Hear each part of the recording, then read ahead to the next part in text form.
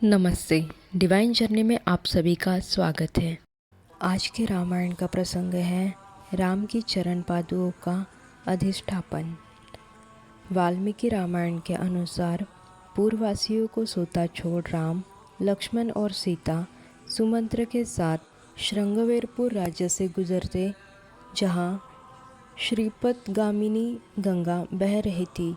उन्होंने सुमंत्र से वहीं ठहरने के लिए कहा।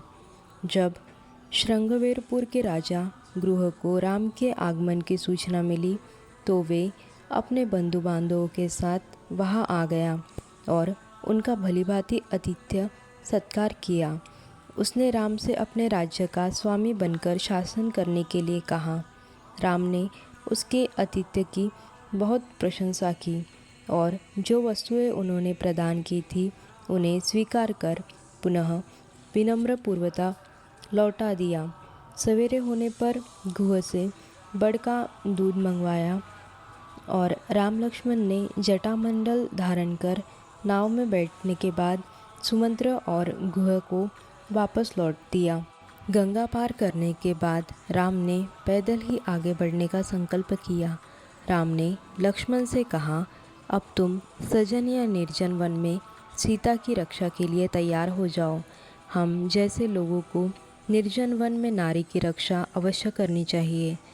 अतः तुम आगे आगे चलो, सीता तुम्हारे पीछे पीछे चले और मैं तुम्हारी और सीता की रक्षा करता हुआ सबसे पीछे चलूँगा।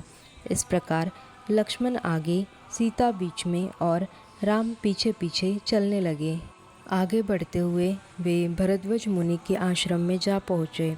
अपना परिचय देने के बाद राम, लक्ष्मण और सीता ने मुनि का आतिथ्य सत्कार किया, किंतु जब मुनि ने उनसे वहां रुकने का अनुरोध किया, उनके वहां रुकने के प्रयास को ये कहकर अस्वीकार कर दिया, मेरे नगर और जनपद के लोग यहाँ से बहुत निकट पड़ते हैं, अतः मैं समझता हूँ कि यहाँ मुझसे मिलना सुगम समझकर लोग इस आश्रम पर मुझे और सीता को देखने के लिए प्रातः आते जाते रहेंगे।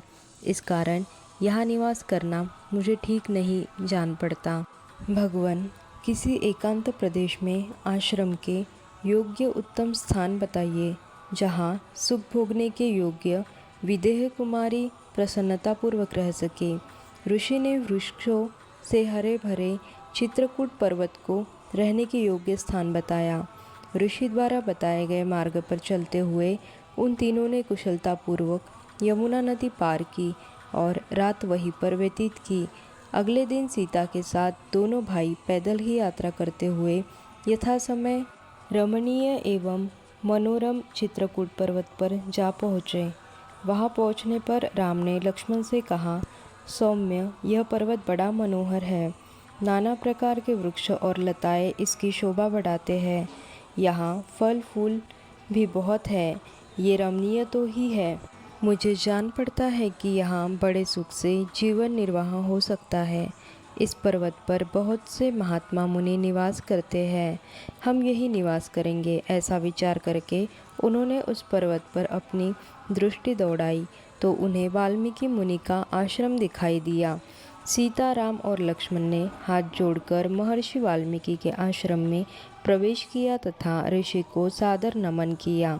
राम ने अपना यथोचित परिचय दिया। राम लक्ष्मण को वहीं पर कुटी बनाने का आदेश दिया।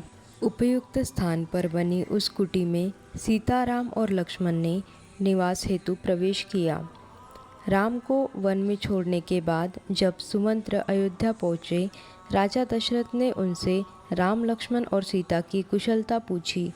उसके कुछ ही समय बाद दशरथ ने हाँ राम कहते हुए अपने प्राण त्याग दिए। राजा के दिव्यंगत हो जाने पर भरत और शत्रुघ्न, जो पहले से ही अपने ननिहाल में थे, उनको बुलाने के लिए शीघ्रगामी घोड़ों पर दूतों को भेजा गया। परिणाम स्वरूप वे उसी रात उस नगर में पहुंच गए जिस रात दूत नगर में पहले से पहुंचे थे। उसी रात भरत ने एक अप्रिय स्वप्न देखा था, जिसके कारण वे बहुत भयभीत थे। दूतों ने भरत से शीघ्र ही चलने के लिए कहा। अपने नाना से आशीर्वाद लेकर उन्होंने अपनी यात्रा का आरंभ कर दिया। रास्ते में अनेकानेक नगरों, गांवों और नदियों को पार करते हुए 8वें दिन भरत ने अयोध्यापुरी के दर्शन किए। उसे देख उसने मन में अनिष्टता की आशंका होने लगी थी। राजा के दिखाई न देने पर वे अपनी माता के महल में गए। उन्हें देख कई प्रसन्नता से भर गई और उनका हालचाल पूछा। सब बातें बताने के बाद जब उन्होंने उनसे उनके पिता कौशल्या आदि के बारे में पूछा तो उन्होंने दशरथ की मृत्यु का समाचार सुनाया, जिसे सुन वे पितृशोक से विलह होकर गिर पड़े। फिर कैकेयी ने बताया, राजकुमार राम वल्कल वस्त्र धारण करके सीता के साथ दंडक वन में चले गए हैं। लक्ष्मण ने भी उन्हीं का अनुसरण किया है और राम के वनगमन की पूरी बात बताई। भरत इस समाचार को सुन और भी संतप्त हो उठे। उन्होंने अपनी माँ से अत्यंत कठोर वचन कहते हुए राज्य लेने से मना कर दिया। मुनि वशिष्ठ ने भरत से शोक छोड़ने और राजा दशरथ के प्रेत कर्म की तैयारी करने के लिए कहा। उनके कहे अनुसार भरत ने 13 दिन तक किए जाने वाले सभी संस्कार विधि विधान पूर्वक किए। अंत्येष्टि क्रिया के संपन्न हो जाने के बाद 14वें दिन समस्त राजकर्मचारियों ने भरत से राजकार्य संभालने का अनुरोध किया। भरत ने ऐसा करने से साफ इनकार कर दिया और यही कहा कि राज्य पर ज्येष्ठ पुत्र का ही अधिकार होता है। ऐसा कह उन्होंने वन से राम को लौटा लाने के लिए मंत्रियों, पुरोहितों, माताओं तथा विशाल चतुरंगिनी सेना के साथ प्रस्थान किया। निश्चित गंतव्य तक पहुंचने के बाद सेना को नीचे ही ठहराकर भरत पैदल ही गुहसमंत शत्रुघ्न, गुरुजनों और माताओं के साथ चित्रकूट पर्वत पर सीताराम की पर्णशाला की ओर बढ़ गए।